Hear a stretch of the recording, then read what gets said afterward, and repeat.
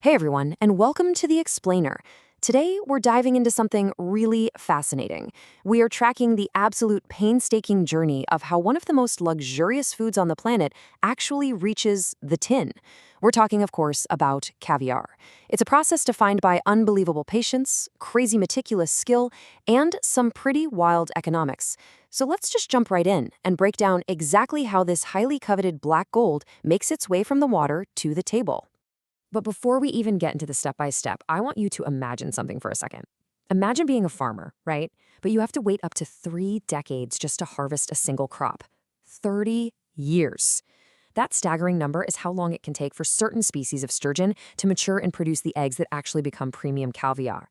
When you realize that, it completely flips how you look at the value of what's inside that tin. So here is our roadmap for today. We're going to start with farming and that massive wait time. Then we'll look at the exact timing of the harvest, move through the super delicate cleaning and salting process, and finally, check out how they pack the tin, why the price tag is so astronomical, and what's being done to stop these fish from going extinct. All right, part 1, the wait. Let's start with the ancient fish itself. The history here is honestly kind of hilarious when you think about it today.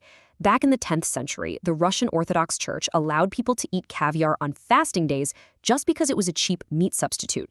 By the 1860s, it was so ridiculously abundant in Europe that peasants were literally feeding it to their pigs.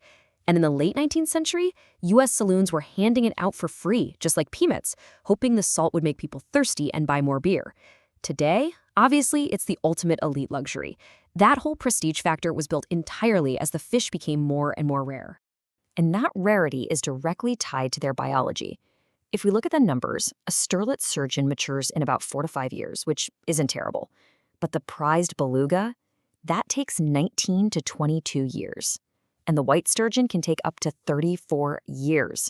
So time is literally the most expensive ingredient in the entire process. Farmers are paying for water, feed, labor, and space for decades, with absolutely no guarantee of what the final quality is going to be. Which brings us to section 2, the harvest, where timing is quite literally everything.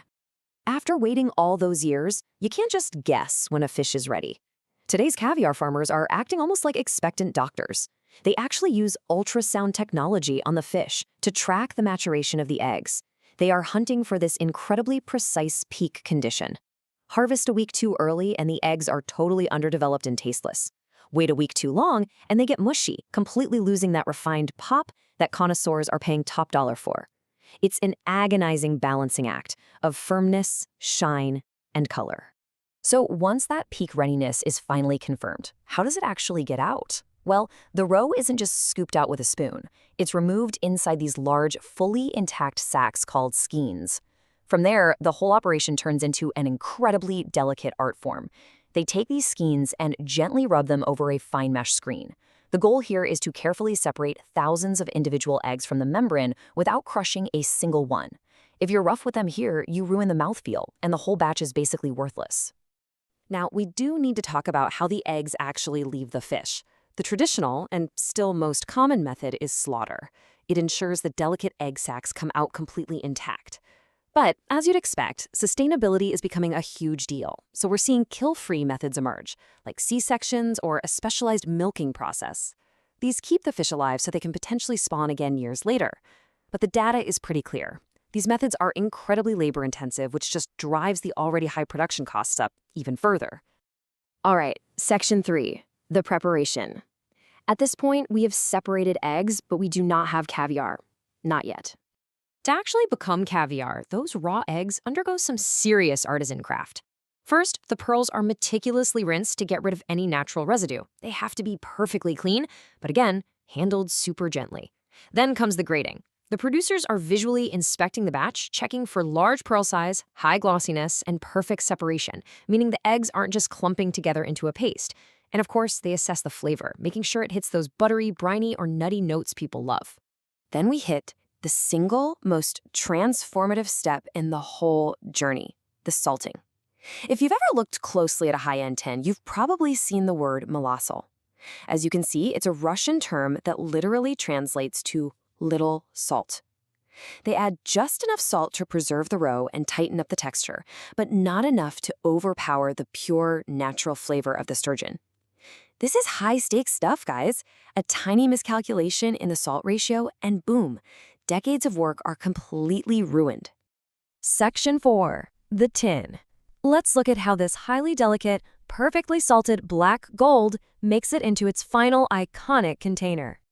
Packing a caviar tin is basically an exercise in physics. You have to pack it incredibly firmly to squeeze out excess air, because air means spoilage, but if you push too hard, you burst the eggs. Once it's tightly sealed, it immediately enters a highly monitored cold chain. But it doesn't ship right away.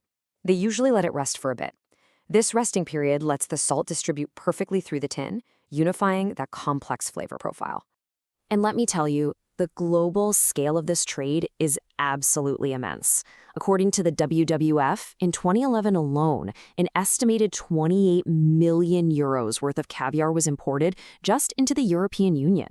We're talking about a massive, highly complex industry moving very perishable luxury goods all across the globe under incredibly strict temperature controls. But let's be real for a second. Why are people buying it? It actually comes down to psychology. Enter Thorsten Veblen's theory of conspicuous consumption. Basically, research shows that a lot of consumers aren't just paying for the taste of salty fish eggs, they're buying the prestige of the tin. Serving or eating caviar is a public display of wealth. It's an investment in self-image that instantly aligns you with the elite status that tin represents. Which brings us nicely to Section 5, the big question everyone has. What actually justifies the crazy price tag? To give you some perspective, let's just drop this massive number right here, 10,000 euros. That is what you might pay at retail for just 1 single kilogram of the rarest top-tier beluga caviar. When you break that down to a tiny little spoonful, the expense is just mind-blowing. But when you summarize all those micro steps we just talked about, the economics start making sense. Look at this breakdown. You're raising a fish for up to 34 years. And female sturgeons, they might only spawn every 8 to 12 years. Factor in the crazy amount of manual labor for the ultrasounds, the delicate extraction, the precise malisol salting. Then add on global refrigerated shipping and the super strict CITES regulations, which is the international treaty protecting endangered species. You aren't just paying for the eggs. You are literally paying for decades of risk and labor packed into a tiny circle.